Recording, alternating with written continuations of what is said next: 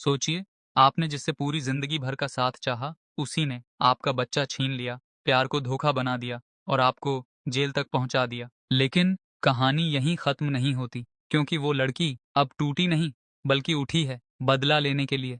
ये कहानी है सुन हुआ की। इस ड्रामा में प्यार है, धोखा है, कॉमेडी है और एक औरत का आग बन जाना है, और सस्पेंस तो भर भर के है। तो चलिए शुरू करते हैं। ड्रामा की शुरुआत में हम देखते हैं कि पुलिस सुन हुआ को जबरदस्ती गाड़ी में बैठा रही होती है, एक ऐसे मर्डर के इल्जाम में जो उसने किया ही नहीं। वो बार बार चिल्लाती है, मैंने नहीं किया, लेकिन कोई नहीं सुनता। उसे गाड़ी में बिठाकर ले जाया जाता है। सीन कट होता है। सुन हुआ जेल में बैठी रो रही होती है। वो अपने पति और परिवार का नाम लेकर कहती है, मैंने मर्डर नहीं किया। फिर शांत होकर वो एक फोटो देखने लगती है जिसमें वो अपनी दादी और बच्चे के साथ है। उस फोटो को देखकर वो सोचती है, सच सामने लाकर रहूंगी और जिसने मुझे इस हाल में पहुंचाया है उससे जरूर बदला लूंगी। इसके बाद हमें एक फ्लैशबैक सीन दिखता है जहां सुन हुआ और सांग ह्योक की शादी हो रही होती है। दोनों एक दूसरे से वादे करते हैं। सांग ह्योक कहता है, मैं तुम्हारा हमेशा साथ दूंगा। सुन हुआ भी कहती है, मैं इस रिश्ते को जीवन भर निभाऊंगी। शादी पूरी होती है। इसके बाद सांग ह्योक सुन हुआ को अपने घर लाता है। सुन हुआ घर देखकर खुश हो जाती है। तभी सांग ह्योक अपनी शर्ट उतारकर सुन हुआ को गोद में उठाता है और सुन हुआ को स्विमिंग पूल में फेंक देता है। वो हंसते हुए एक दूसरे के साथ वक्त बिताते हैं। इसके बाद हमें शाम का सीन दिखता है। सूरज ढल रहा होता है। सुन हुआ और सांग ह्योक एक दूसरे को बाहों में लिए खड़े होते हैं। सांग ह्योक मुस्कुराकर कहता है, क्या हम 70-80 की उम्र में भी ऐसे ही साथ रहेंगे, ऐसे ही प्यार करते रहेंगे? सुन हुआ उसकी बात पर हल्के से मुस्कुरा देती है और फिर दोनों एक दूसरे के करीब आकर अपने प्यार को खामोशी से महसूस करते हैं। इसके बाद रात का सीन होता है। दोनों घर में बैठकर अपनी फोटो देखते हुए बातें कर रहे होते हैं। सांग ह्योक मुस्कुराकर पूछता है, तुम्हें कितने बच्चे चाहिए? मुझे तो 5 राजकुमारियां चाहिए। सुन हुआ हंसते हुए जवाब देती है, मुझे तो बस तुम्हारे जैसा एक ही बच्चा चाहिए। ये सुनकर सांग ह्योक उसे प्यार से गोद में उठा लेता है और दोनों एक नई जिंदगी की शुरुआत की ओर बढ़ जाते हैं। इसके बाद 1 साल बाद का सीन दिखाया जाता है। सुन हुआ अब प्रेग्नेंट होती है और वह मार्केट से घर लौटती है। घर पहुंचते ही वो अपनी माँ से कहती है, मैं सांग ह्योक के लिए खाना बनाने जा रही हूँ, आपके लिए भी बनाऊं? उसकी माँ कहती है, हाँ बेटा, मेरे लिए भी बना देना।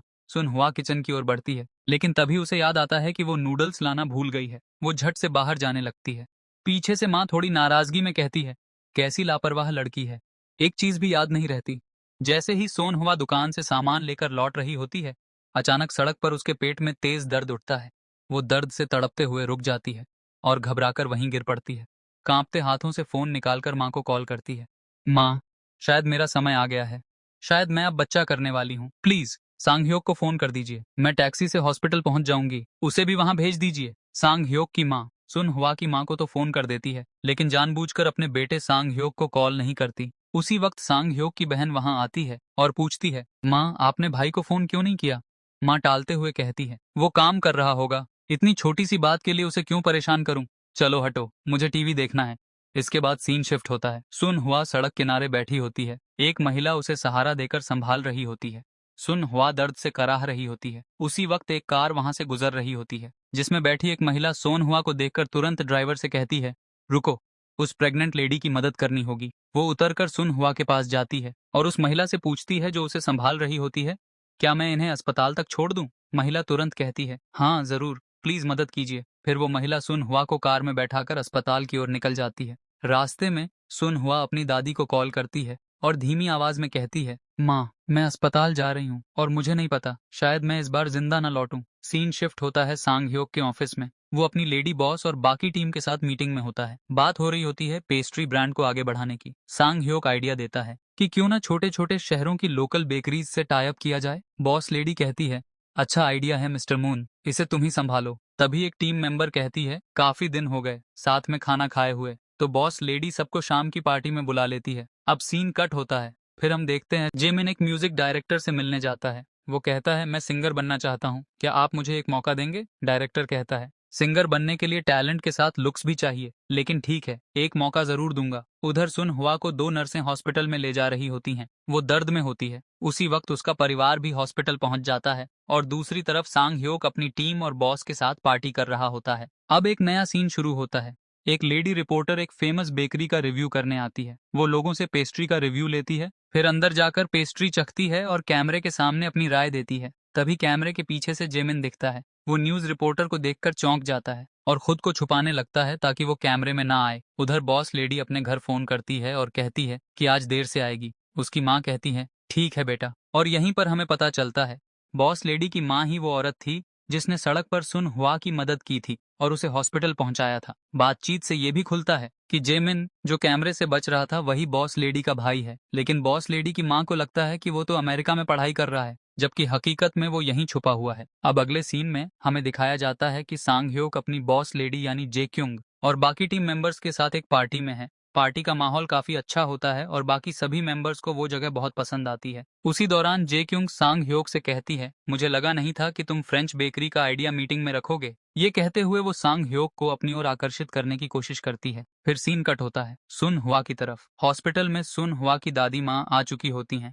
और वो कहती हैं कि सांग ह्योक को कॉल करो, लेकिन सांग ह्योक तो पार्टी में बिजी होता है और कॉल उठाता ही नहीं। सीन फिर से कट होता है सांग ह्योक की तरफ। अब हमें दिखाया जाता है कि सांग ह्योक पार्टी को बीच में छोड़कर जाने की कोशिश करता है। तभी जे क्योंग उसे रोक लेती है और कहती है, तुम पार्टी को बीच में ही छोड़कर जा रहे हो। और फिर वो उसके और करीब आने की कोशिश करती है। पहले तो सांग ह्योक मना करता है और कहता है, मैं शादीशुदा हूँ और आप मेरी बॉस हो, मैं ऐसा नहीं कर सकता। लेकिन जे क्योंग कहती है, मुझे तुमसे शादी थोड़ी करनी है और ऐसा कहाँ लिखा है कि तुम अपनी बॉस को डेट नहीं कर सकते। देखो, तुम मेरा ईगो हर्ट कर रहे हो। सांग ह्योक कुछ नहीं कहता और वहां से दूसरी ओर चला जाता है। उधर सुन हुआ को काफी दर्द हो रहा होता है। सीन फिर से कट होता है पार्टी की ओर। अब सांग ह्योक एक साइड बैठा हुआ ड्रिंक कर रहा होता है और जे क्योंग डांस कर रही होती है। ड्रिंक करने के साथ साथ जे क्योंग अपने हाव भाव से सांग ह्योक को आकर्षित करने लगती है। वो धीरे धीरे इतनी ज्यादा पी लेती है कि खुद को संभाल भी नहीं पाती। फिर सांग ह्योक उसे उठाकर उसके रूम में ले जाता है, उसे बिस्तर पर लिटाता है और जैसे ही वह जाने लगता है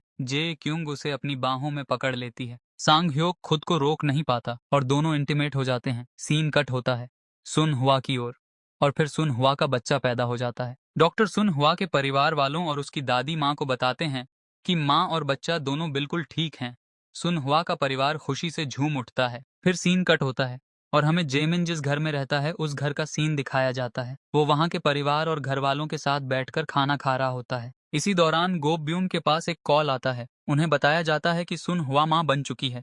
वो फोन पर उन्हें बधाई देती हैं और हालचाल पूछती हैं। इसके बाद हमें सांग ह्योक और सुन हुआ का एक प्यारा सा मोमेंट दिखाया जाता है जहां वे अपने नवजात बच्चे के साथ फोटो खिंचवा रहे होते हैं। फिर सीन बदलता है। सुन हुआ तैयार हो रही होती है नौकरी की तलाश में जाने के लिए। वो अपनी पुरानी कंपनी में दोबारा काम शुरू करने के लिए अपने पुराने बॉस से रिक्वेस्ट करती है। इसके बाद कैमरा कट होता है सांग ह्योक के ऑफिस में।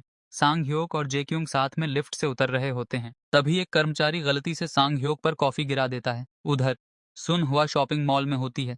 वो सांग ह्योक को कॉल करती है और कहती है, मैं तुम्हारे लिए शॉपिंग कर रही हूँ, क्या तुम यहाँ आ सकते हो। तभी उसका ध्यान एक चोर पर जाता है जो एक लड़की का पर्स चुराने की कोशिश कर रहा होता है। सुन हुआ तुरंत उस चोर को पकड़ लेती है और पीटना शुरू कर देती है, लेकिन चोर उसे धक्का देकर भाग जाता है। और तब हमें पता चलता है वो लड़की कोई और नहीं बल्कि जे क्योंग होती है। और यहीं पर एपिसोड नंबर 1 का अंत होता है।